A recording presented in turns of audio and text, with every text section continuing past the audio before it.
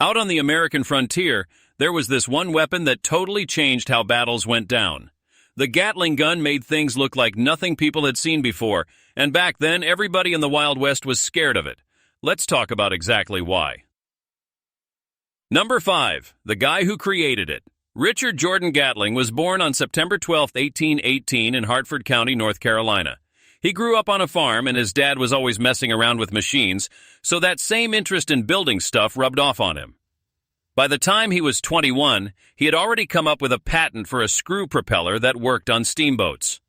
In the 1840s, he moved to St. Louis and invented a machine for planting wheat that made farming way easier all over the country. He even studied some medicine on his own and got called doctor, even though he never really worked as one. Over the years, he made all kinds of things like rice planters and cotton cultivators.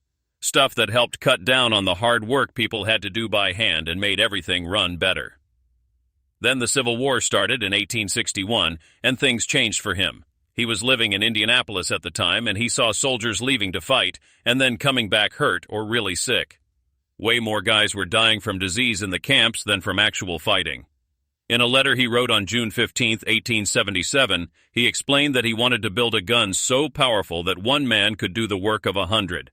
That way, armies could be smaller and fewer soldiers would end up getting sick or dying in those camps. He figured if war got way more deadly, maybe people would stop starting them. It was a big idea, but it didn't turn out that way. Still, it pushed him to keep going. He started sketching his fast-shooting weapon back in the summer of 1861. He based the spinning part on the same idea he used in his wheat drill.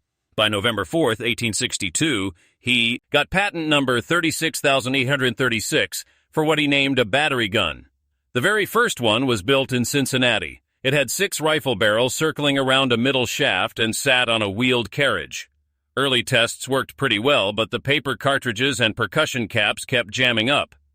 By 1865, he switched to brass rimfire cartridges, and that let it shoot around 350 rounds every minute.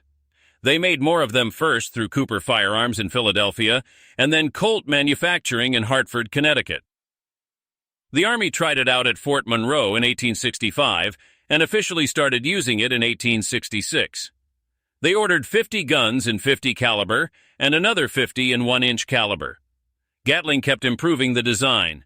In 1871, he added the Broadwell drum magazine that could hold up to 400 rounds, and in 1881, he came up with the Bruce feed system so it could keep shooting without stopping. By the 1880s, some models like the M1883 were firing 800 to 900 rounds per minute once they started using smokeless powder. Places like Russia, Britain, and Japan all wanted their own versions. In just about 20 years, it went from a rough prototype in a Cincinnati shop to a weapon that countries all over the world were buying. Number 4, here's how the gun actually worked. The Gatling gun was a hand-cranked weapon with multiple barrels, usually 6 to 10, that spun around a central shaft. That setup fixed the big overheating issue that messed up other fast-shooting guns, because each barrel only fired once every full turn and had time to cool off before its next shot. A small crew of about 4 guys would set it up on its carriage, though fewer people could handle it if they had to. Ammo came down from a hopper or magazine on top. Early versions used gravity-fed sticks or drums that held 20 to 40 rounds each. When you turned the crank, the barrels spun clockwise. As a barrel reached the top, around the 12 o'clock spot, a cartridge would drop into the breech through a grooved carrier. Then a cam would push the lock forward to load the round. At about the 4 o'clock position, the firing pin would hit the primer and shoot the bullet out. As it kept turning, the empty case would get kicked out on the left side near the bottom, and the barrel would cool down while it rotated back up to start again. The gun itself weighed about 170 pounds, not counting the carriage, so horses or mules had to pull it around like regular artillery. The caliber changed over time, from .58 on the first ones to .45-70 for later Army models, and even 1-inch rounds for use against people or on ships. At first, it could do about 200 rounds a minute, but later hand-cranked versions could keep up 600 or 700 rounds when it was really going. Think about that next to a regular Springfield rifle that only got off 3 or 4 shots per minute, and you can see the huge difference. You didn't even need much training. Just turn the handle and point it. It wasn't perfect, though. The thick smoke from black powder would make it hard to see after firing for a while, and dirt or bad ammo could cause jams. Plus, it was big and heavy, so it was tough to move through rough country, which is why it didn't show up in every Wild West fight. But if you set it up in a good defensive spot, like at a fort or in an ambush, it could pour out so much lead that nobody could get through. The design was simple enough that soldiers could fix it in the field, and everything ran just from one person cranking the handle. Number 3. The bloody stuff that happened out on the frontier. After the Civil War ended in 1865, the United States started pushing farther west, and fights with Native American tribes got worse over land, buffalo, and treaties that kept getting broken. The Gatling gun was now part of the regular Army gear. The military wanted weapons with a lot of firepower because the Army had shrunk after the war, but still had to face groups that often outnumbered them. In 1866, the Army ordered 100 of them and sent them out to frontier posts like Fort Laramie in Wyoming. They saw some early use during Red Cloud's War from 1866 to 1868 against the Lakota, Cheyenne, and Arapaho. But it was pretty limited. The real test came during the Plains Indian Wars in the 1870s. During the Red River War in 1874 and 1875, Colonel Nelson Miles really put the Gatlings to work against the Southern Plains tribes. On August 30th, 1874, Lieutenant John Pope used 2 Gatling guns to break up an ambush by 600 to 700 Comanche and Kiowa warriors near the Texas Panhandle. The constant fire scattered them. One officer said the guns really shook up and drove off the attackers.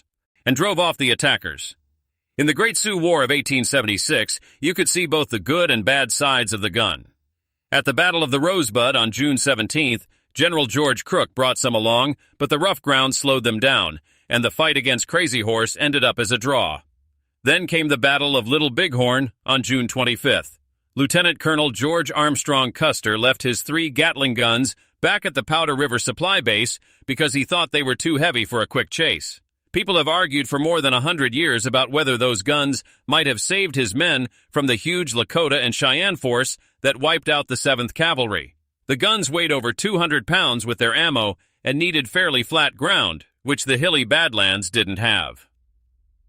Later fights went smoother. The guns helped the Army chase Chief Joseph and his people across Idaho and Montana in the Nez Perce War of 1877. They also helped defend positions in the Bannock War of 1878 against Shoshone and Bannock fighters.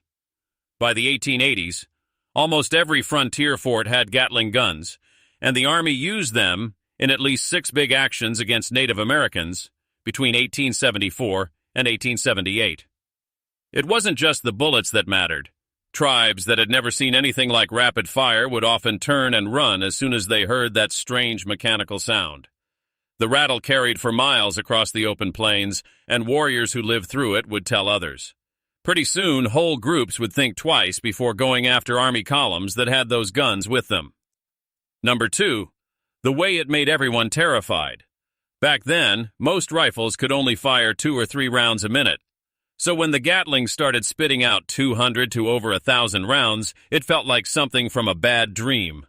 One gun had as much power as 100 riflemen, which meant any group trying to charge. It was basically running straight into death. Native American warriors who liked quick hit-and-run attacks or fighting up close suddenly had no good way to fight back against that non-stop stream of bullets. Stories from the Red River War talk about whole groups falling apart and running away after just a few seconds under fire. The Gatling brought factory-style machines right into the middle of war.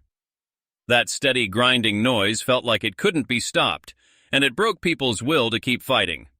Thick clouds of black powder smoke would pour out, hiding the gun but making the roar sound even scarier. For American soldiers, knowing a Gatling was behind them gave them a huge boost of confidence.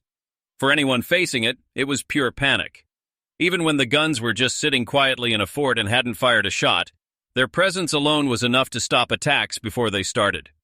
Just the idea of what that machine could do ended fights without anyone pulling the trigger. A Texas rancher named Mifflin Kennedy actually put one up in the bell tower of his ranch house to scare off bandits.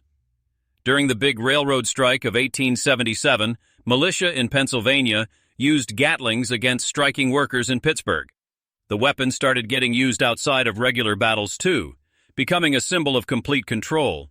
It worked just as well for handling labor troubles and regular people causing trouble as it did on the frontier. Back during the New York draft riots in 1863, the guy who published the New York Times set up Gatling guns in his building, and the angry crowd stayed away without a single shot being fired. That kind of power over a big group of people was brand new in America. Number 1, the lasting impact that never went away.